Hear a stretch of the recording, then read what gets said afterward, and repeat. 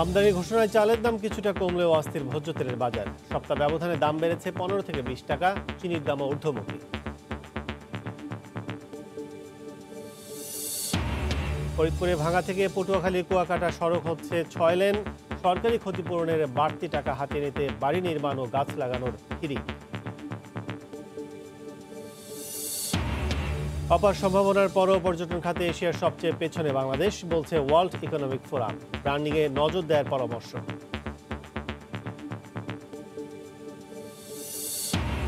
ঢাকায় ব্যতিক্রমী মাটি বেচা কেনা। শখের বশে বেলকুনিয়ার ছাদে বাগান তৈরিতে কেজি দরে মাটি কিনছেন নগরবাসী। ভূমিকা রাখছে পরিবেশ সুরক্ষায়। এবং ফেসবুকের সঙ্গে গ্রাহকের তথ্য ভাগাভাগি করবে হোয়াটসঅ্যাপ। না মানলে মুছে ফেলা হবে ব্যবহারকারী অ্যাকাউন্ট, তথ্য চুরির শঙ্কা।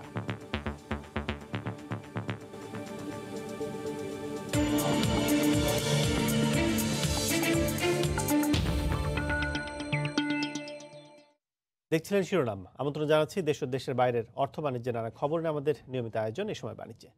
আপনাদের সঙ্গে আছি আমি কাজল আব্দুল্লাহ। আমদানির ঘোষণায় চালের দাম কিছুটা কমলেও অস্থির হয়ে উঠেছে ভোজ্য তেলের বাজার। এক সপ্তাহের ব্যবধানে খোলা ও বোতলজাত সয়াবিন তেলের দাম বেড়েছে 15 থেকে 20 টাকা। চিনির দামও ঊর্ধ্বমুখী। একের পর এক এভাবে নিত্যপণ্যের দাম বাড়ায় ক্ষুব্ধ ক্রেতারা। বিস্তারিত হাজারশিলের রিপোর্টে। পেঁয়াজ ও চালের পর এবার লাফিয়ে লাফিয়ে বাড়ছে ভোজ্য তেলের দাম। এক সপ্তাহের ব্যবধানে কয়েক দফা বেড়ে খুচরা পর্যায়ে প্রতি লিটার সয়াবিন তেল বিক্রি হচ্ছে 120 থেকে 125 টাকা দরে। বেড়েছে বোতলজাত সয়াবিন ও পাম অয়েলের দাম। আন্তর্জাতিক বাজারের কথা বলে প্রতিদিনে মিল মালিকরা দাম বাড়াচ্ছে বলে অভিযোগ পাইকারদের। তিনটা মিল বলছে যে বিশ্ব বাজারে রেট বেশি, এই কারণে তেলের দাম বৃদ্ধি। লুজ আগে প্রথমে ছিল 95-96, ওটাতে কেজিতে বাড়ছে 15-20 টাকা।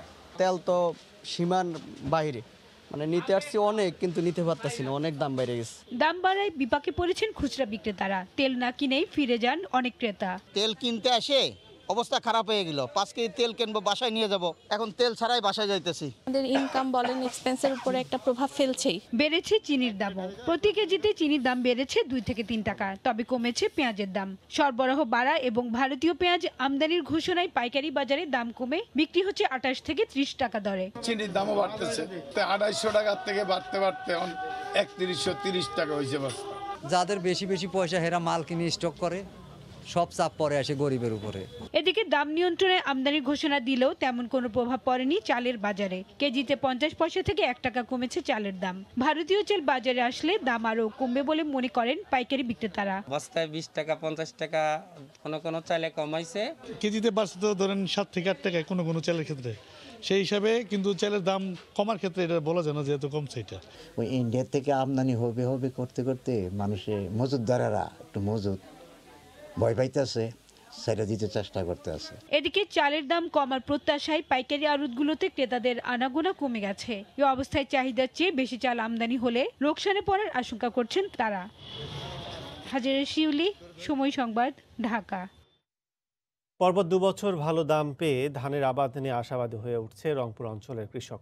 এই ধারা অব্যাহত রাখতে অভ্যন্তরীণ খাদ্য সংগ্রহ, সংরক্ষণ, বিপণন ও বাজার ব্যবস্থায় সরকারের নিজস্ব প্রভাব বলয় গড়ে তোলা জরুরি বলে মনে করেন বিশ্লেষকরা। পাশাপাশি উৎপাদন নিয়ন্ত্রণে কৃষি বিভাগকে শক্তিশালী করার পরামর্শ তাদের। রতন সরকারের রিপোর্ট, ছবি তুলেছেন তরিকুল ইসলাম। ব্যবসায়ী ও মিলারদের কারসাজিতে লাভ তো দূরের কথা, উৎপাদন খরচ তুলতে না পেরে দুঃখ করেছেন কৃষকেরা। পাকা ধানের ক্ষেত জ্বালিয়ে কিংবা রাস্তায় ধান ফেলে ক্ষোভ প্রকাশ করেছেন তারা। এবছর করোনার সুবাদে আর তার আগের বছর হাওর অঞ্চলে ফসল হানির কারণে 1200 টাকা পর্যন্ত পেয়েছে প্রতি মণ ধানে। কোনো বছর যে ধানের দাম 350 টাকাও পায়নি তারা। আমরা মাঠে মারা গেছি, আমাদের কিচ্ছু করা ছিল না। আমরা যে বউ বাচ্চা নিয়ে যে চলি ফিরি খাবো তারও কোনো বুদ্ধি ছিল না। বিগত বছরগুলোতে অনেক ক্ষতিগ্রস্ত হয়ে গেছি। এবারে যে বন্যা ক্ষতিগ্রস্ত হয়েছে, এরকম বাজারটা থাকলে ইনশাল্লাহ কৃষকেরা অনেক ধান চাষি আগ্রহী হবে। এক বছর দাম পেলে পরের বছর আবাদ করে মূল্য বিপর্যয়ে সর্বশান্ত হওয়ার নজির আছে। তাই আবাদের জমি না বাড়িয়ে ফসলের নিবিড়তা বাড়ানোর কথা বলছে সরকারের কৃষি বিভাগ। এখানে আমরা জমির পরিমাণ বৃদ্ধির জন্য কখনোই কৃষককে পরামর্শ দিচ্ছি না। আমরা কৃষককে পরামর্শ দিচ্ছি হাইব্রিড এলাকা বৃদ্ধির সাথে সাথে সুষম সার ব্যবহারের মাধ্যমে ফলন বৃদ্ধি। অভ্যন্তরীণ খাদ্য সংগ্রহ নীতিমালা বদলানোর পাশাপাশি জেলায় জেলায় সাইলো নির্মাণ, মজুতদারি রোধ ও বাজার মনিটরিং জরুরি বলে মনে করছেন বিশ্লেষকরা। ব্যবসায়ীরা মুনাফাই বোঝে, লাভই বোঝে, এই লাভের ঊর্ধ্বে তারা উঠবে না এবং তারা যখন চালের দামটা বাজারে মজুত করে বাড়িয়ে দিবে তখন বাজার নিয়ন্ত্রণের ক্ষমতা সরকারের থাকবে না। রংপুর কৃষি অঞ্চলের 5টি জেলায় বোরো, আমন ও আউশ মৌসুমে 50 লাখ মেট্রিক টন চাল উৎপন্ন হয়। রতন সরকার, সময় সংবাদ, রংপুর। দক্ষিণাঞ্চলের সড়ক যোগাযোগে বৈপ্লবিক পরিবর্তন আনতে ফরিদপুরের ভাঙ্গা থেকে পটুয়াখালীর কুয়াকাটা পর্যন্ত সরকার নির্মাণ করতে যাচ্ছে 6 লেন। এই খবরে মাদারীপুরের 28 কিলোমিটার অংশে সরকারের কাছ থেকে ক্ষতিপূরণের বাড়তি টাকা হাতিয়ে নিতে শত শত গাছপালা রোপণ ও ঘর নির্মাণ করছে দালাল চক্রের সিন্ডিকেট। যদিও প্রশাসন বলছে 4 ধারা নোটিশ দেওয়ার পরে নতুন স্থাপনা নির্মাণ করলে কেউ পাবে না সরকারি অর্থ। মাদারীপুর থেকে সঞ্জয় কর্মকার, অভিজিতের তথ্য, শাহাদাত আকুনের ছবিতে রিপোর্ট। পদ্মা বহুমুখী সেতুর সাথে যাতায়াতে বৈপ্লবিক পরিবর্তন আনতে ঢাকা বরিশাল 2 লেনের মহাসড়কটি 6 লেনের আধুনিক সড়কে রূপান্তরিত করতে যাচ্ছে সরকার, যা ফরিদপুরের ভাঙ্গা থেকে পটুয়াখালীর কুয়াকাটা পর্যন্ত সরাসরি চলে যাবে। সড়কটির জন্য মাদারীপুরের রাজৈক সড়ক ও কালকিনি উপজেলার 19টি মৌজার জমি অধিগ্রহণ করা হবে। এই খবরে প্রস্তাবিত খালি জমির উপর রাতের আধারে শত শত গাছপালা রোপণ, ঘরবাড়ি নির্মাণ ও পুকুরে একাধিক সাইনবোর্ড লাগিয়ে দিয়েছে দালাল চক্রের সিন্ডিকেট। এই মহাসড়কটা 6 লেনে উন্নতি হবে বরিশাল পর্যন্ত। সেই ক্ষেত্রে অনেকেই নতুন নতুন স্থাপনা কইরা সরকার থেকে সুবিধা আদায় করার চেষ্টা করতেছে। একটা চক্র, একটা মহল কাজ করতেছে, এটার প্রতি সরকারের দৃষ্টি রাখা হোক যাতে এই কাজটা না করতে পারে। সচেতন নাগরিক মনে করে প্রশাসন তৎপর না হলে ক্ষতিপূরণের নামে সরকারি কোষাগার থেকে অতিরিক্ত অর্থ চলে যাবে দালালদের হাতে। এই দালাল চক্রের হাত থেকে যদি রক্ষা করা না যায় তাহলে সরকার ক্ষতিগ্রস্ত হবে, তাদের কোষাগার থেকে অনেক রাজস্ব ব্যয় হবে। তবে প্রশাসন বলছে অনিয়ম ও দুর্নীতি এড়াতে প্রতিদিন 3 জন নির্বাহী ম্যাজিস্ট্রেটের উপস্থিতিতেই ক্ষতিপূরণের তালিকায় ক্ষতিগ্রস্তদের নাম অন্তর্ভুক্ত করা হচ্ছে। শক্তভাবে আমরা এটা যৌথ তদন্ত করছি যাতে বিন্দুমাত্র এখানে অনিয়ম অভিযোগের কোনো সুযোগ না থাকে। 6 লেনের সড়কটিতে মাদারীপুরের রাজৈরের টেকারহাট থেকে কালকিনির ভুরঘাটা পর্যন্ত 28 কিলোমিটার অংশ রয়েছে। নিয়ম আছে 4 ধারা নোটিশ প্রদানের পর নতুন কোনো স্থাপনা নির্মাণ করতে পারবে না কেউ। অপার সম্ভাবনা থাকলেও পর্যটন খাতে এশিয়ার সবচেয়ে পেছনের দেশ Bangladesh. World economic forum WEF এর সবশেষ রিপোর্ট বলছে বিভিন্ন মানদণ্ডে পর্যটনে 140টি দেশের মধ্যে বাংলাদেশের অবস্থান 114। ভ্রমণ পিপাসুরা বলছেন পর্যটকদের সুযোগ সুবিধা বাড়ানোর পাশাপাশি নজর দিতে হবে ব্র্যান্ডিংয়ে। বিশ্লেষকরা বলছেন এ খাতকে এগিয়ে নিতে মেগা প্রকল্প নিতে হবে সরকারকে। আল মামুনের ক্যামেরায় রাশিদ লিমনের রিপোর্ট।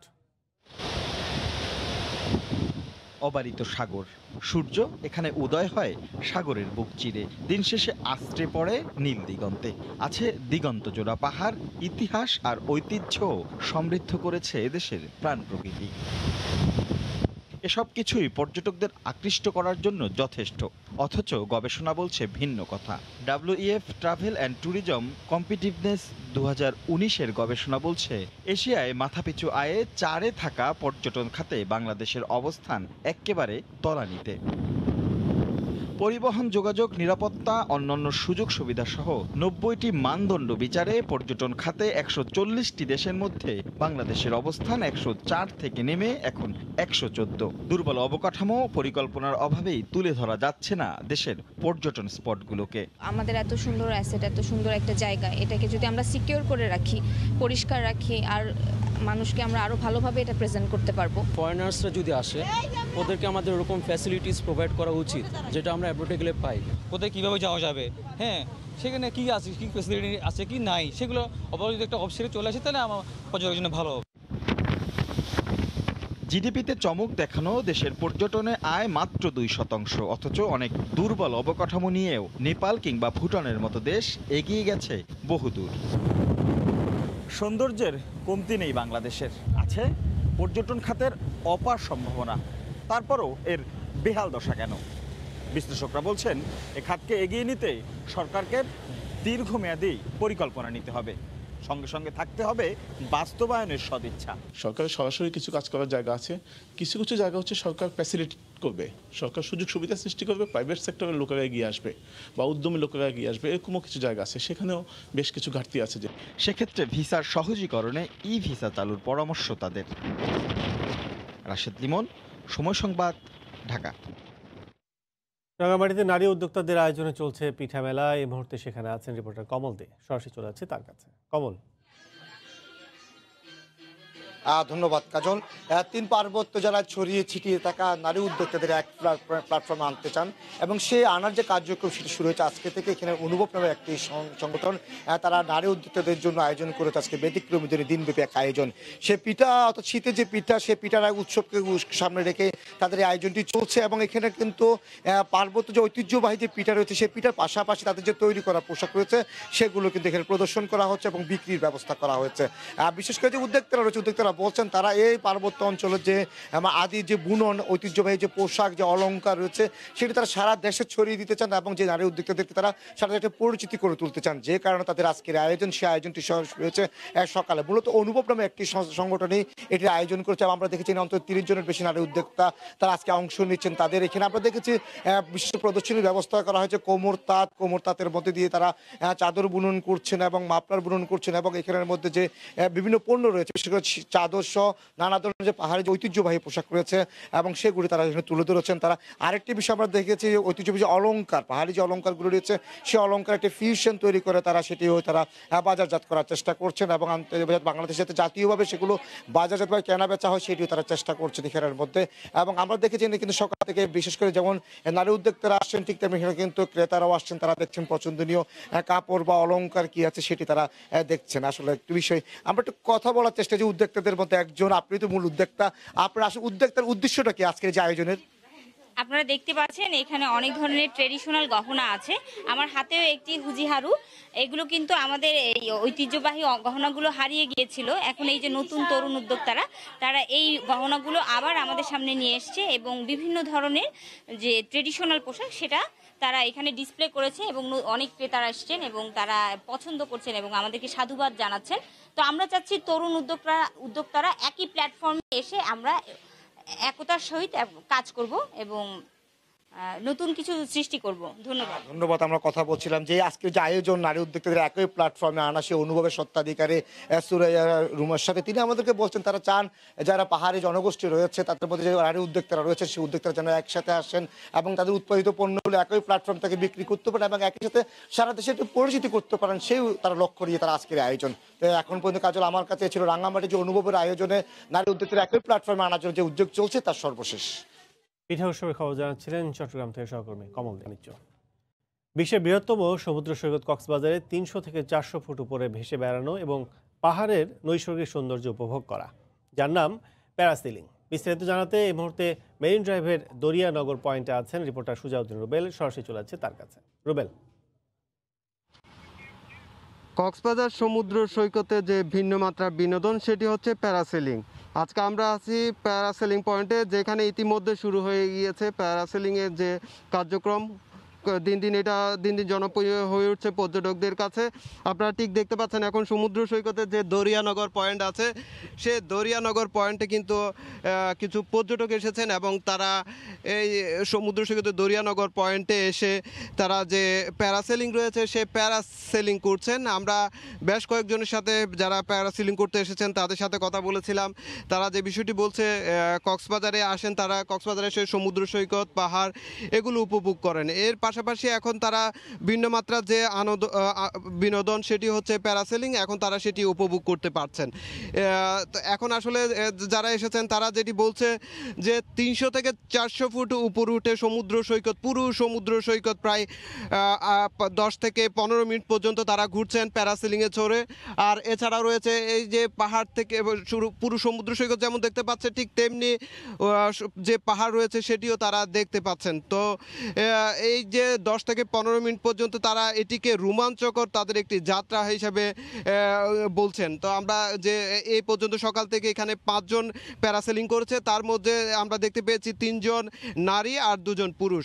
তো এইখানকার যারা কর্তৃপক্ষ আছে তারা বলছে যে এটি গত 4 বছর ধরে সমুদ্র সৈকতের দরিয়ানগর পয়েন্টে প্যারাসেলিংটি দিন দিন পর্যটকদের কাছে জনপ্রিয় হয়ে উঠছে, যার কারণে তারা এখানে ছুটে আসেন যে প্যারাসেলিং করার জন্য। তো এখানে প্যারাসেলিং করতে আসলে জনপ্রতি প্রায় 2 থেকে 2,500 টাকা গুনতে হয়। তো তো এই ছিল আমার কাছে কক্সবাজারের প্যারাসেলিং পয়েন্ট থেকে সবশেষ। প্যারাসেলিংয়ের খবর জানাচ্ছিলেন কক্সবাজার থেকে সহকর্মী সুজাউদ্দিন রুবেল। এক টুকরো মাটি যা চাইলেই পাওয়া যায় না ইট কাঠ পাথরের শহরে, তাই এবার কেজি দরে বিক্রি হচ্ছে মাটি। শুনতে অবাক লাগলেও রাজধানীর পাড়া মহল্লায় বেলকনি ও ছাদে নানা ধরনের ফুল ফল ও সবজির বাগান তৈরিতে ক্রমেই বাড়ছে মাটির চাহিদা। এমন বেচাকেনায় শুধু আর্থিক লাভ নয়, বরং সুরক্ষিত হচ্ছে পরিবেশও, এমন মত নার্সারি মালিকদের। কামরুল হাসান সবুজের রিপোর্ট। নগর জীবনে কার না ভালো লাগে নিজের হাতে গড়া এমন ছাদ বাগান, যেখানে মিলেমিশে একাকার পরিশ্রম ও প্রশান্তি, কখনো সুস্থতা, আবার কখনো বা ফুল পাতার মুগ্ধতা। গাছ ও চারার পরিচর্যায় ব্যস্ত থাকেন মালিকরা। আমি যে এই সবজিগুলো মানুষকে দিই, আমি একটা খুব আনন্দ পাই যে আমি দিয়েছি আমার ছাদ বাগানের। বাগান তৈরি করতে মাটি সংগ্রহ থেকে শুরু করে বেশ কাঠখড় পোড়াতে হয়। শখে করা হয় বলে উপকরণের দাম নিয়ে নেই তেমন কোনো অভিযোগ, আছে ভালো লাগার অনুষঙ্গ।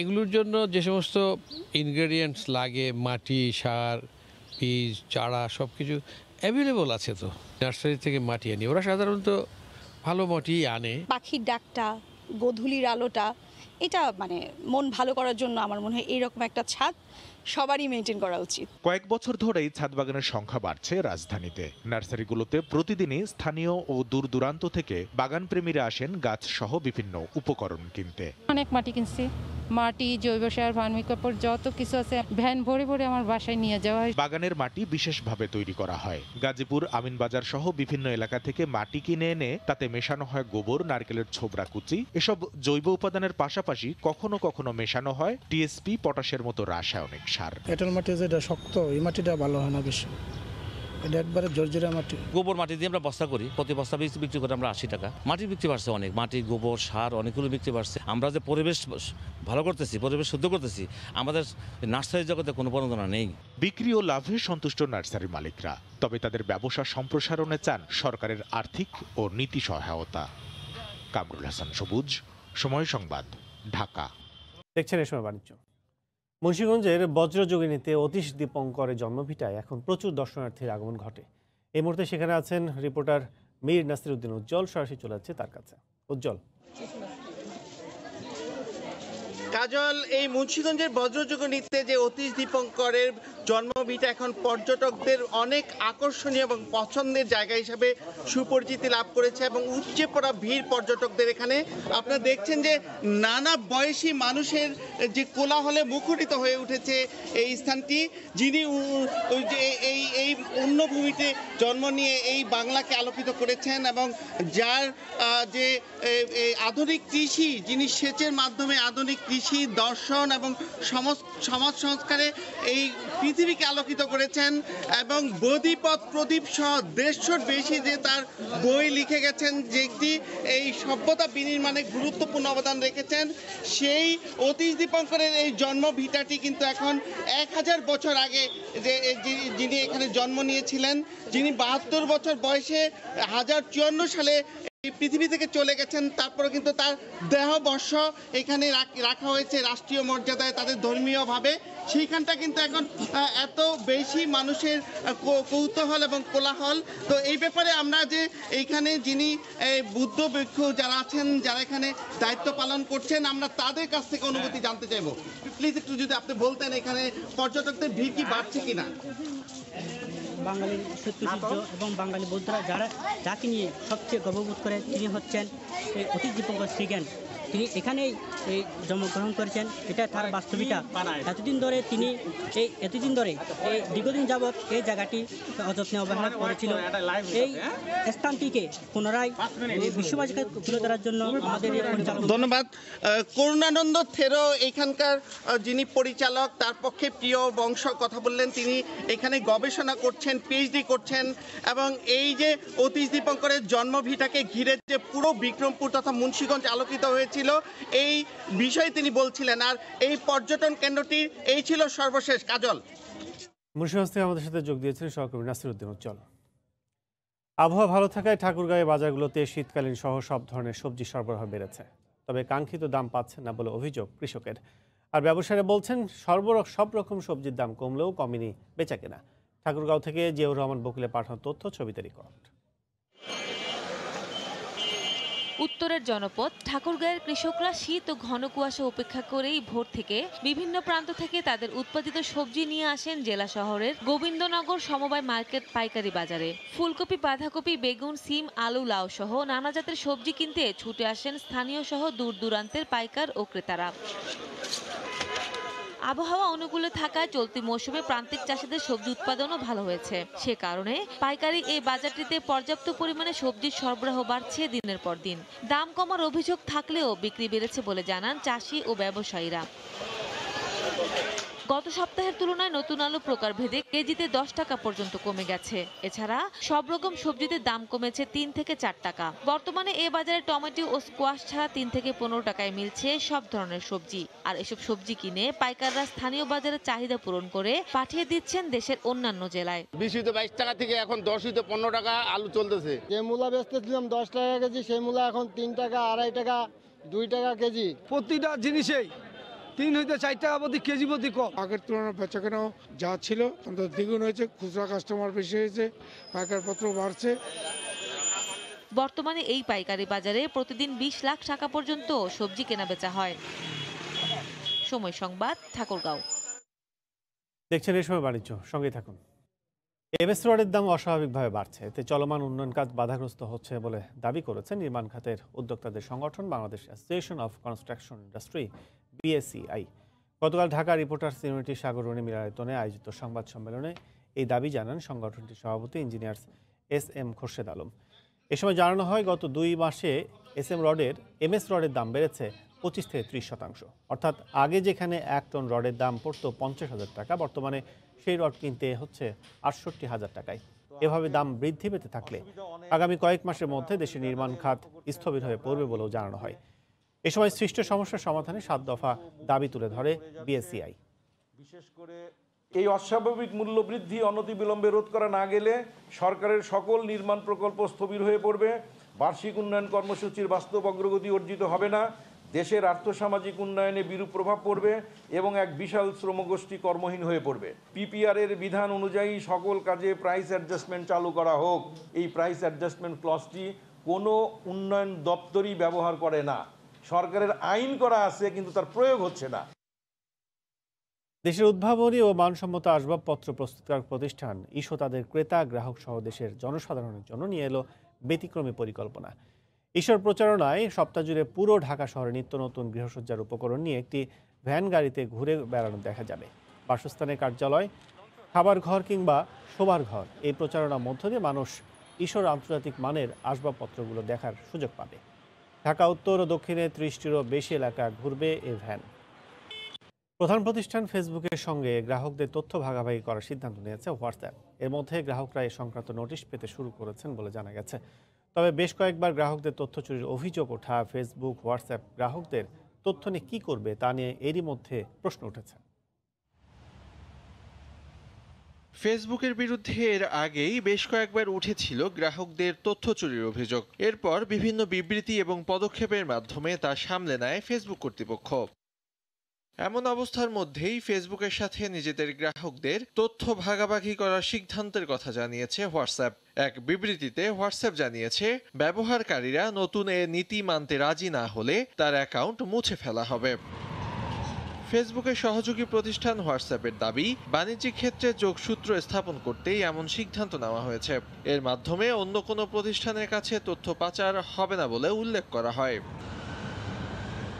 তবে এর আগে ব্যক্তিগত তথ্যের নিরাপত্তা দিতে না পারার অভিযোগ ওঠা ফেসবুকের সাথে তথ্য ভাগাভাগি করার বিষয়ে চিন্তিত অনেক ব্যবহারকারী। কাজিফ থেকে শুভ, সময় সংবাদ। আবার জানিয়ে দিচ্ছি এই সময় বাণিজ্যের শিরোনামগুলো। আমদানি ঘোষণায় চালের দাম কিছুটা কমলেও অস্থির ভোজ্য তেলের বাজার। সপ্তাহ ব্যবধানে দাম বেড়েছে 15 থেকে 20 টাকা। চিনির দাম ঊর্ধ্বমুখী। ফরিদপুরে ভাঙা থেকে পটুয়াখালীর কুয়াকাটা সড়ক হচ্ছে 6 লেন। সরকারি ক্ষতিপূরণের বাড়তি টাকা হাতিয়ে নিতে বাড়ি নির্মাণ ও গাছ লাগানোর হিড়িক। এবং অপার সম্ভাবনার পরও পর্যটন খাতে এশিয়ার সবচেয়ে পেছনে বাংলাদেশ, বলছে ওয়ার্ল্ড ইকোনমিক ফোরাম। ব্র্যান্ডিংয়ে নজর দেওয়ার পরামর্শ।